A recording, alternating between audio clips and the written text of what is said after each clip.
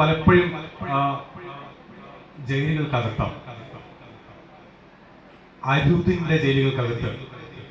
നമ്മൾ എത്ര പേർ വേണ്ട എന്നതിന് പകരം ശരി അങ്ങനെ നീ ഇങ്ങനെ ചെയ്തോ പറഞ്ഞാറുണ്ട്.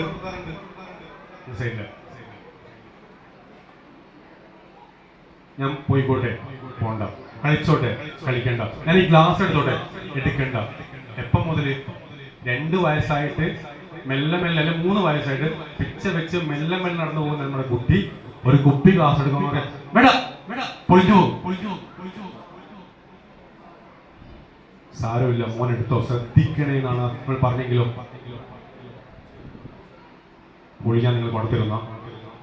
പക്ഷെ നമ്മൾ വേണ്ട എന്ന ഒറ്റ വാക്കുകൊണ്ട് അവന്റെ ആത്മവിശ്വാസത്തിന്റെ ആ സ്ഫടിക മനസ്സ് പൊളിച്ചു കളഞ്ഞോടെ.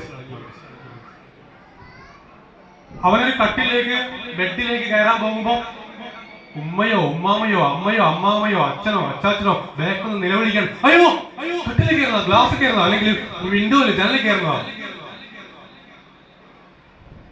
ആ പിടുത്തം മെല്ലെ വിട്ട് ആ ബെഡിലേക്ക് നിലത്തേക്ക് ഇരുന്ന ആ കുട്ടി തീരുമാനിക്കുന്നുണ്ട്, ഇനി ജീവിതത്തില് സ്വന്തമായ ഒരു പരിപാടി ഞാൻ എടുക്കില്ല. ആരാ ആ ആത്മവിശ്വാസം തകർത്തുള്ളത്? നമ്മൾ തന്നെയാണ്. അതുകൊണ്ട് ഞാൻ പറഞ്ഞത് അരുതിന്റെ നോകളുടെ അരുതെന്ന വാക്കിന്റെ നോ എന്ന വാക്കിന്റെ അതിർവരമ്പുകൾക്കകത്ത് വീടിനകത്തും നാടിനകത്തും സ്കൂളിനകത്തും ഒറ്റപ്പെടുത്തി നിർത്താനുള്ള ശ്രമം നമ്മൾ ഉപേക്ഷിക്കേണ്ടത്. മറിച്ച് അവനാവുന്ന രീതിയിൽ എങ്ങനെ ചെയ്യണമെന്ന് കൂടി പറഞ്ഞു കൊടുക്കാനുള്ള ഒരു പോസിറ്റീവ് പാരന്റിംഗ് രീതിയിൽ കൂടി നമ്മൾ പോകേണ്ടത്. അങ്ങനെ പോകുമ്പോൾ നമ്മുടെ മക്കൾക്ക് തീർച്ചയായിട്ടും നമ്മുടെ മക്കളുടെ ജീവിതം ഏറ്റവും സന്തോഷകരമായ ഒരു വഴിയായിരിക്കും.